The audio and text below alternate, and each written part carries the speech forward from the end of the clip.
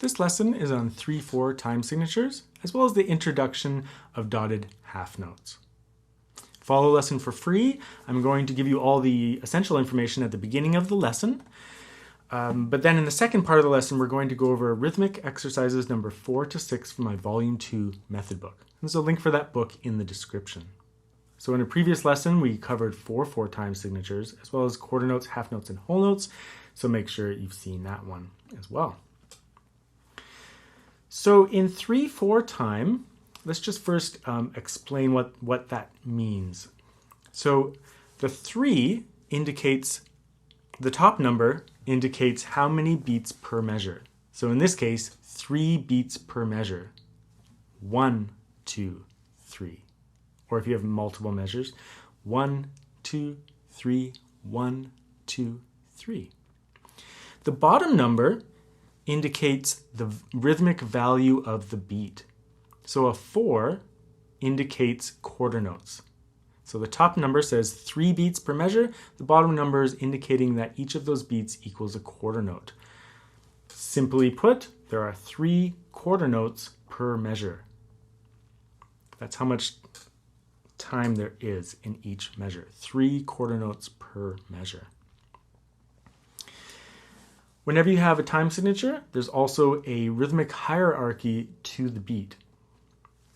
In 3/4 time, the rhythmic hierarchy is strong, weak, weak, strong, weak, weak, strong, weak, weak, or 1, 2, 3, 1, 2, 3, 1, 2, 3.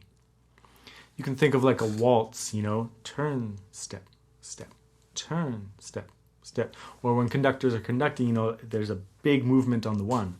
1, 2, 3, 1, 2, 3.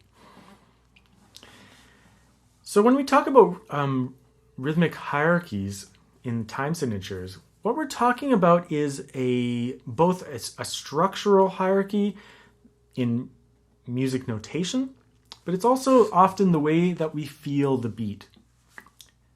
Not always, but the way that we feel the beat is strong, weak, weak, or there being a gravity towards 1 to the first beat. Now, before we actually cover the exercises, I think it's important to mention just quickly that although there's a rhythmic hierarchy to the time signature, strong, weak, weak, sometimes in music, we don't necessarily emphasize that in our playing. So, if we are playing just quarter notes, strong, weak, weak, strong, weak, weak, strong, weak, weak, we might actually play it like that if it was a waltz. Or if we're just playing a rhythmic exercise, we may emphasize that hierarchy. But when you're talking about musical compositions, what if there was a crescendo through the measure? Then we wouldn't necessarily emphasize the first note, right? It would be softer. 1, 2, 3, 1, 2, 3. So in a crescendo situation, we wouldn't play the first note louder. However, I'm still feeling that rhythmic hierarchy. So I'm still feeling that gravity towards 1, 2, 3, to here, dot, to here, dot, dot. So just so you know that sometimes we will feel the rhythmic hierarchy in one way, and we will play our instrument in a different way to suit the music as best we can. My recommendation to you is when you're playing these rhythmic exercises, I would emphasize the rhythmic hierarchy of the beat so that you get that into your body and into your playing, but that when you're playing your musical compositions, you make sure that you think more about phrasing and crescendos and decrescendos, and that you learn to feel the beat in one way, but play it maybe in a different way. There's also stylistic concerns. In some types of compositions, you might emphasize a beat besides the first beat. You might emphasize the second beat. But in terms of the time signature itself, this is the usual rhythmic hierarchy. One more thing I will just mention is that when we are feeling 3/4 time, I would say a lot of the time we will count like 1, 2, 3, 1, 2, 3. But, especially at like faster tempos, sometimes I'll just feel the first beat. I'll just feel thump, thump, thump. Here, here, here, here. Sometimes if I feel every single beat, it gets like feeling like this rather than just feeling like the first beat and gliding through the rest of the measure.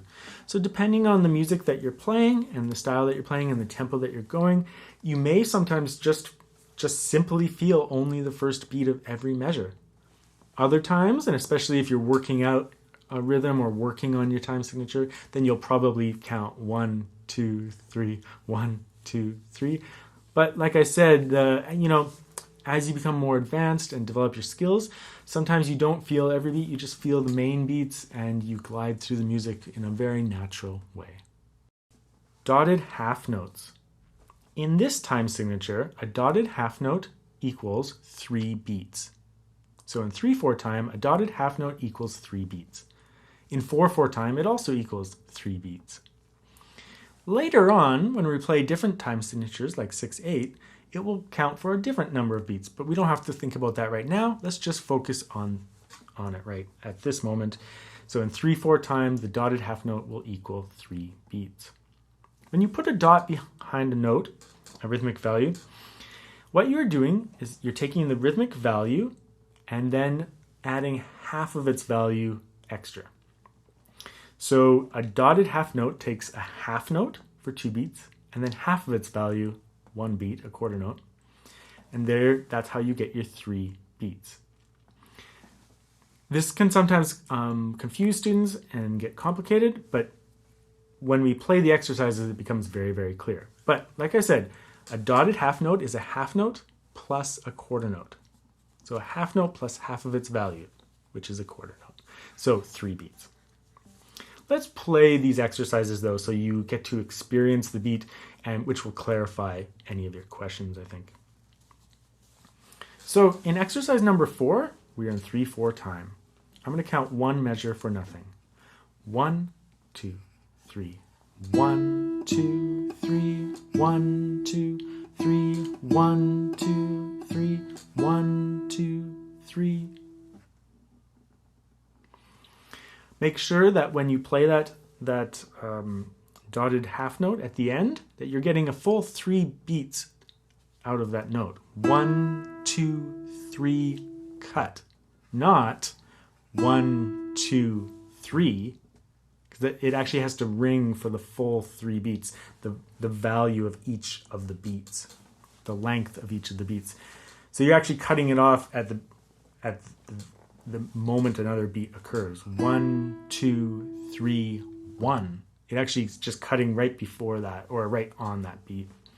1, 2, 3, cut. But it has to ring for that 3rd beat. Let's try that one more time without me counting, but I'll still count in 1 measure for nothing. 1, 2, 3.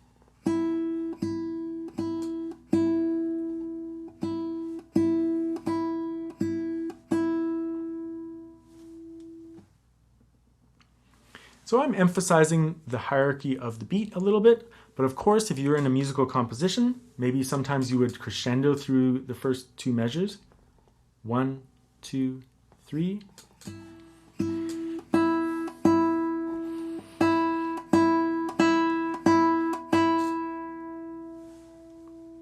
So there I was crescendoing, so the first beat wasn't necessarily the loudest, but I was still feeling the hierarchy of the beat with my body.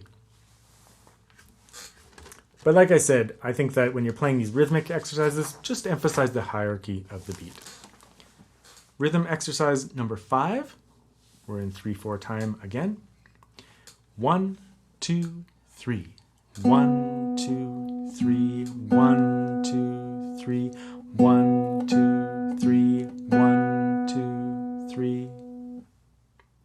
Without me counting. 1, 2, 3.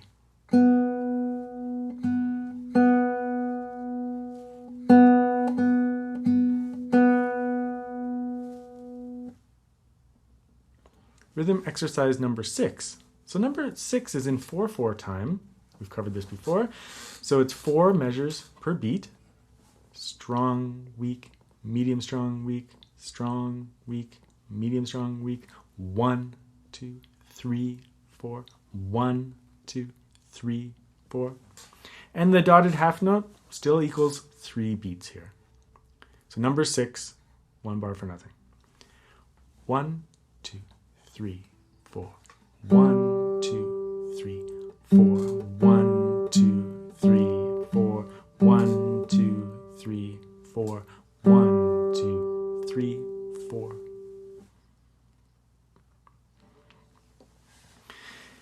So I think the main takeaway from today is that when you have a rhythmic hierarchy, you want to feel that rhythmic hierarchy. It's kind of like a gravity towards those stronger beats.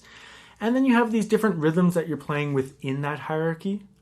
And when you have a musical composition, you might even play in a way that doesn't emphasize that rhythmic hierarchy on your instrument, but you are nevertheless feeling it in the background, and it adds structure to the beat.